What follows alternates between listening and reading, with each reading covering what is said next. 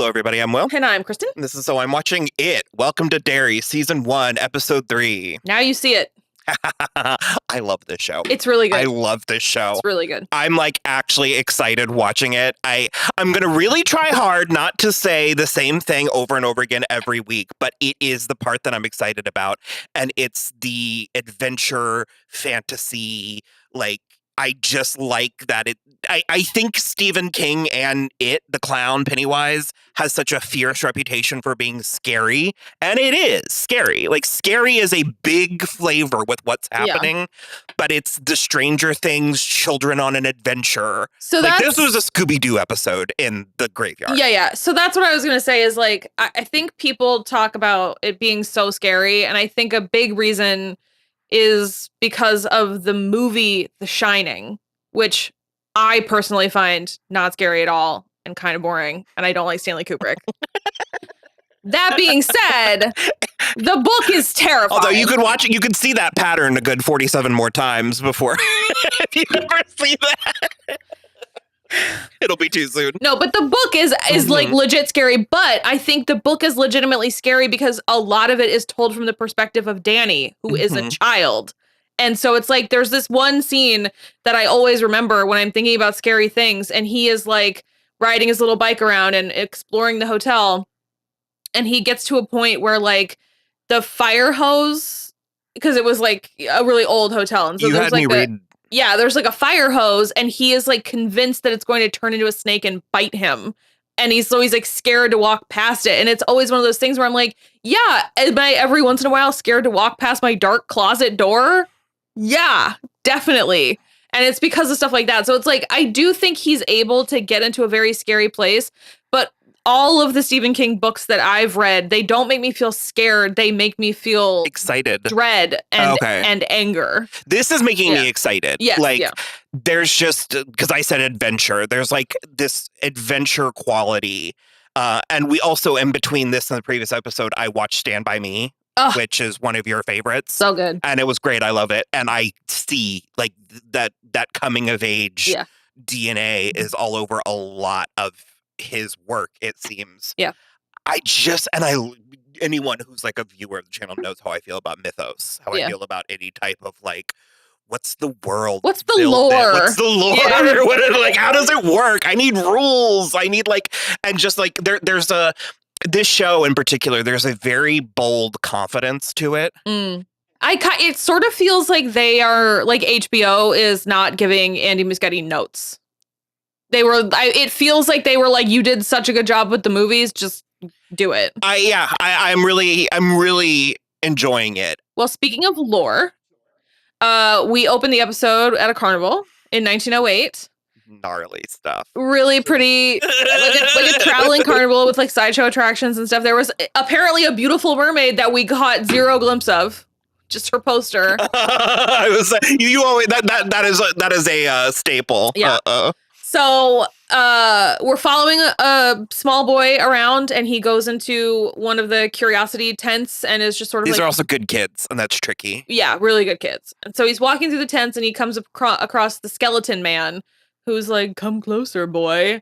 And it's pretty gnarly. And so he runs out, and he's scared, and he runs into his dad, who tells him to stop being a sissy. And his dad also bought him a slingshot. And so then we sort of carry on. The car breaks down a little, and there are some native kids on the side of the road selling water. And so the dad says, go buy some water. They don't have enough money, so he trades the slingshot to the girl. Well, it turns out that the boy is Francis Shaw, Colonel? Oh, yeah. General Shaw. And the girl is Rose, who owns the curiosity shop in Derry, in town. She's beautiful. Oh my God, I love her. She's so beautiful. She's in so much stuff, and she's really good. The actress? Yeah. I don't know that She's in a lot of stuff recently. She was on some episodes of Reservation Dogs that we liked, and a couple episodes of Outer Range, which we also liked. But she's great. And so they had this sort of summer, not quite a romance, because they're 12, but it's that it's coming cute, of age. Yeah. And so his dad was stationed at the base in Derry, and then they had this summer together, and then he moved away. And so in the meantime, in 1962 in present day Derry, the tribe is having like a community meeting basically about the digs that the Army and the Air Force are doing and wondering like what they can do to make them stop because they're going to dig into sacred burial grounds at some point. Which I'm fairly certain is also a Stephen King staple. Yeah. Yeah. We don't need to be digging up cemeteries. Let's not dig up bones. So obviously it's also a lot of like the standard Native American stuff we've always heard where it's like they're like digging in this land and the one woman is like, at least let them pay us for it so that like we can fix up where we live now. Mm-hmm. That's not going to happen. We don't do that. Yeah. We don't pay for the land we steal. And so then we see the young native guy with the really long hair who's so attractive. Does he have a character name? It was her nephew. Taniel. He is so good looking. Mm-hmm. So he comes into the meeting. Thick ponytail. Oh my God. And he's talking to her and he's like, hey, we like kind of have an idea of where like what we can do and whatever. And she's like, I don't want anyone to do anything until I can figure out what they're trying to do, like what they're looking for. And well, wouldn't you know it, Francis comes to see her at the shop and is like, I didn't remember you until I came back here, like now. And apparently that's like a Derry special. Yeah. It has a way of you forget it when you leave. And I think also it hypnotizes you when you're there. A little, which kind of explains some of that, like last week with Charlotte, with the boys that were beating each other up and everybody just sort of in this fugue state. Yeah, so also, we didn't mention it, unless it's what you're getting to, no. but when they were kids, when they like first met, were hanging out, Francis bolted into the woods. Oh, yeah. And encountered the skeleton man again. But according to Andy Muschietti in the after episode, that was it. Mm-hmm. That was Penny. So is there a difference between it and Pennywise? It's just that I think most often we see him as Pennywise. Pennywise is the name of the clown, but it is the entity. Because it can change shape. So what he said in the after show was that when Francis is in the tent at the carnival, that is the real skeleton man, but in the woods, it's it. And like, pulled that out of his like subconscious, yeah. And so Rose saves him with the slingshot that he traded for the water. And she fully knows about it. She was like, "Don't go in the woods. Like, come back. Don't go in there." Yeah. And so when his dad gets restationed, he's like, I won't forget you. And she's like, you definitely are gonna forget me. Like, don't worry about it. But yeah, so he basically comes to her at the store and is like, because she has sent a cease and desist letter, and he's like, look, will you show me where the sacred burial grounds are so we can avoid those? I promise. We're on the same side. And I was like, I love James Remar so much. And like, I think he believes what he said. I want that him. Doesn't mean that it's what's going to happen. Yeah. I was like, I want him to be a good guy, but I just can't. I can't see it fully. So. Also, he might be a good guy, but that wouldn't stop the bad guys he's working for. Sure. Well, he's the general, so he is like the leader of this base. So he also might let us down. Well, yeah, of course. He might choose evil. So yeah, so that ties into basically like the Dick and Leroy stuff, which electric. I mean, electric. Incredible. I almost couldn't even make innuendo. I was so into it. Yeah, no, that's really good. So, okay, Polly and Leroy are charged with taking Dick up in the plane because Francis has decided that's the best way. But like, Dick's not getting anything accomplished, or not enough They've accomplished gotten as far as they're gonna get on the ground. Yeah, because there was nothing weird about the car, just that it was from what seems to be the last Pennywise. And it seems incident. like they know more than I thought they did. Yeah. Because they were, in the previous episode, they were referring to it as a weapon. But in this episode, they were talking about like the cycle, like its previous cycle. Yeah. And it seems like they... Well, and I mean, Francis as much as said Dick's psychic abilities, like out loud to this other soldier. So, yeah. So that was really interesting. So basically, Polly and Leroy are going to take him up in the plane, and Francis is going to give Dick his slingshot as like a totem. Yeah. Or, I mean, honestly, it's shaped like a dowsing rod. So like that. They're just going to like go up there. You do whatever he says. He's like a human compass is what General Shaw says. And so they're up there and he's like, turn east. And he's just like back there touching the slingshot. And they both, like, Polly is really freaking out. And obviously Leroy, because he's had that injury, is not freaking out, but he's like, what the fuck is happening? So Dick gets up and starts walking, and then he's sort of transported into the cistern, which is what I forgot from the movies where like everybody's floating. And he sees Pennywise, the creepy glowing eyes, and then he sees his grandmother floating, and she's like, you need to leave. But they went through, it was really fascinating It was really because cool. the eyes turned into a carnival mask. Yeah. And then there was a handful of like beautiful like porcelain like masquerade.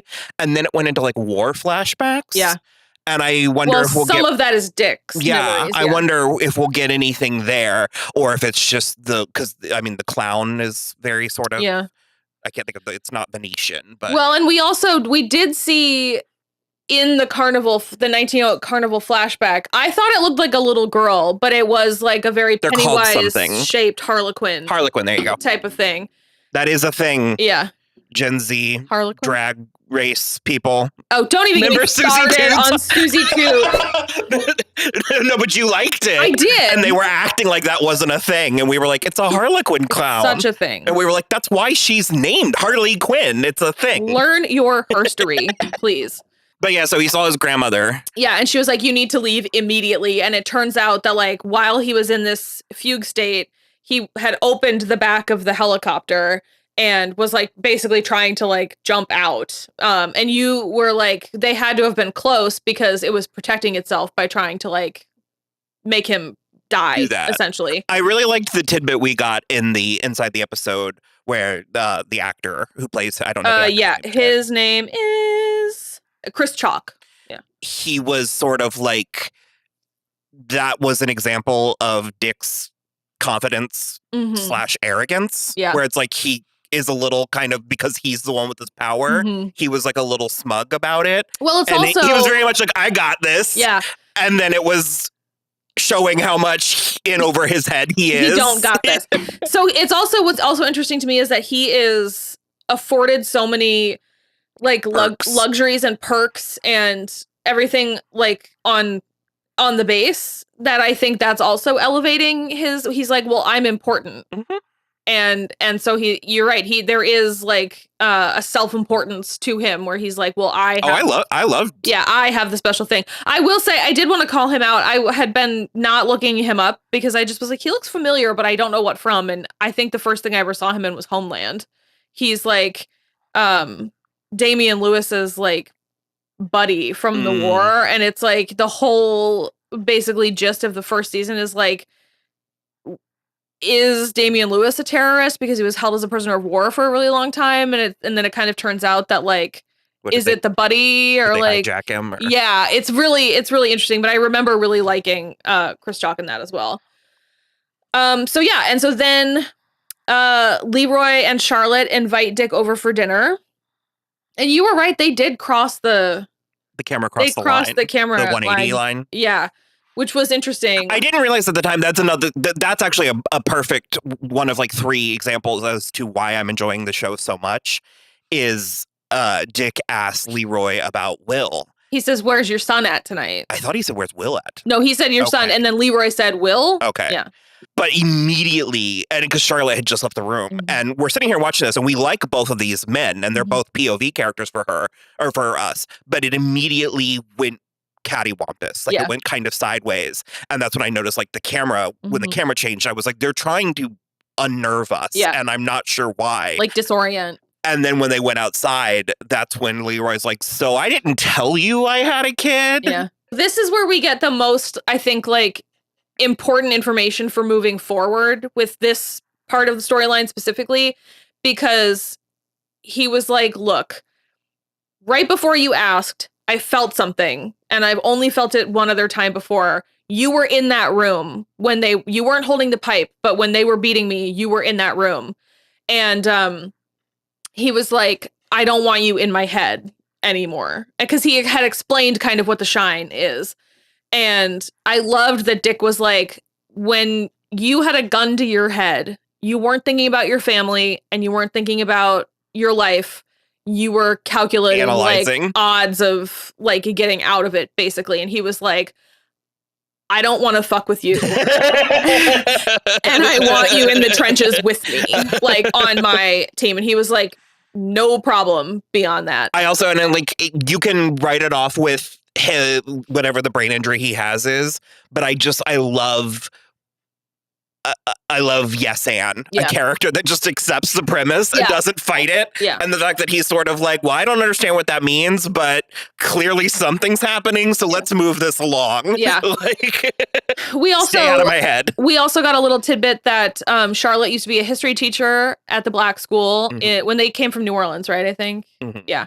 But she is overqualified for the only jobs that they will give her at the schools in Derry, which is like a clerical position. And also, she is like big in the Black Power movement and like integration and everything like that. And this is it's 1962, so it's still Jim Crow. Yeah. When is Selma?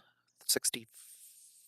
MLK is still alive, and he got killed before or after DFK? I don't remember. We're very bad at American history. The schools are bad. Did you know that? But this is still Jim Crow, basically. Yeah. And so they are also, I guess Leroy is more concerned that her activism is going to impact his military career. But it looks like in next week's episode, she is going to get involved with Hank's case. Hank, that's his name, right? Grogan. Yeah.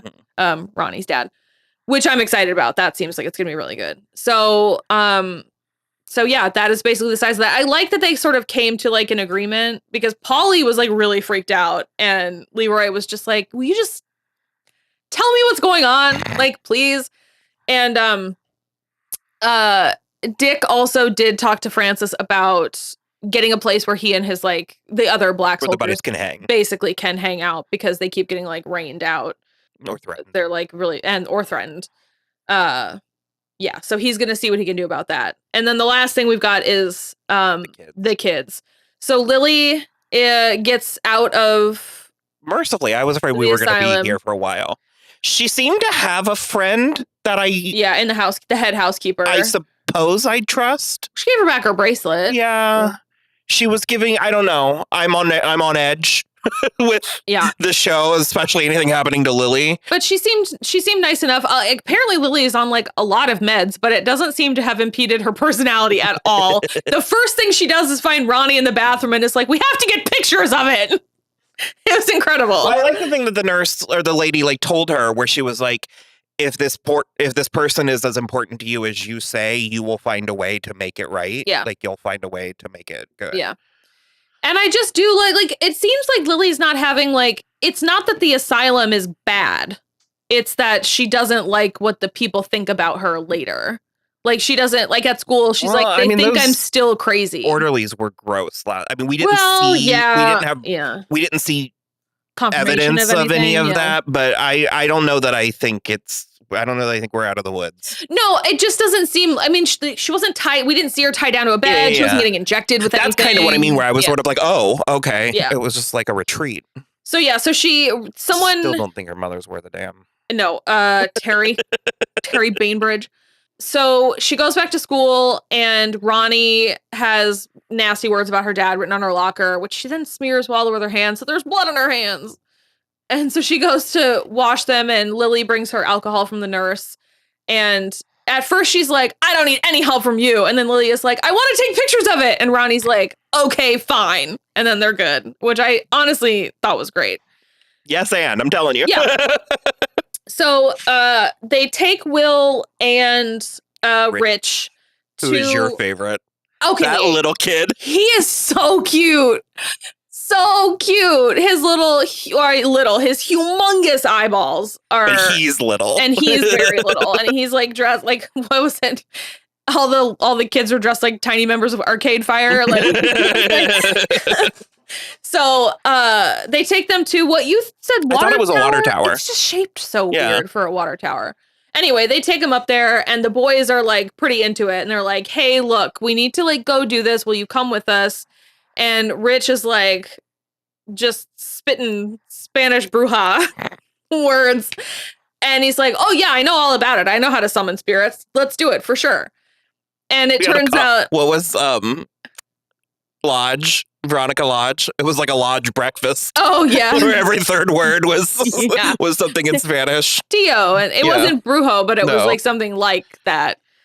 And so yeah, so he's like, yeah, I got you. Let's go. And I'll do this like summoning spell. Well, it's very quickly apparent that he is talking complete bullshit and he doesn't know how to do this. It's just hard to make friends. And so he was trying to make them like him. So did he make the whole thing up? Or was it like a game? Because he was talking about his uncle taught him how to do it, but then he was talking about how he heard it from his cousin. Yeah.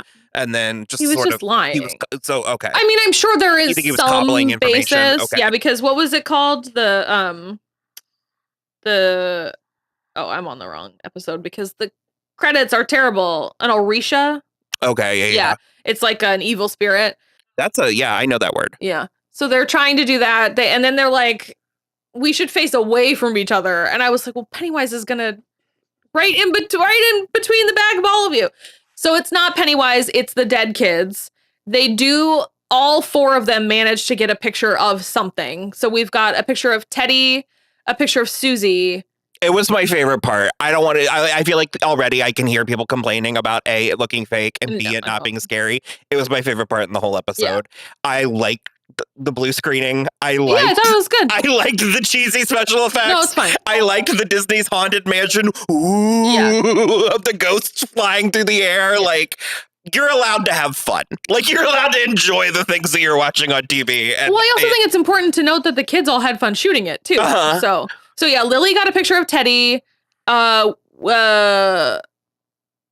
it Ronnie got the picture of Susie?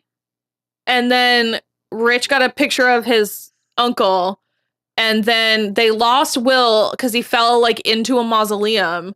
And he got the camera and went back in because he saw something moving about. And he got a picture of Pennywise. Mm-hmm. And so then they broke into the school and developed all the pictures so that they could all see them. Like what the pictures were. And that was actually like really cool. I was impressed by the whole thing. I'm with you. I'm just having fun. I'm having a great time. I was worried it was going to be too scary. Mm-hmm. But dark. Or like really dark. And it is dark. There is darkness to it. There's levity as well though. Like, but it's pretty fun. I have actually gone, yeah, and then like cackled, yeah, in every episode. So. Yeah. Oh, also, we did forget last week to talk about the opening credits, which are incredible. They were really something special. They were here again, so yeah, I wanted to say that. We really like. It's like little animated segments of like the different places in Derry, but kind also of. through time of like the because of the cycle. Yeah, 28 years, something like 38, 32. It's years? Not 30. 28 years, I think. 28. And then the song at the closing credits was "The Devil Caught Me Nappin'." You transcended. You each lyric better than the previous. Get the whole thing tattooed on my face. That was amazing. I loved it so much. So, we will be back. We might be separate again next week, long distance, but we'll see. We will try and have this to you as quickly as we are able to. So, you'll take what we give you when you get it. So, like and subscribe, and we'll see you later. Bye.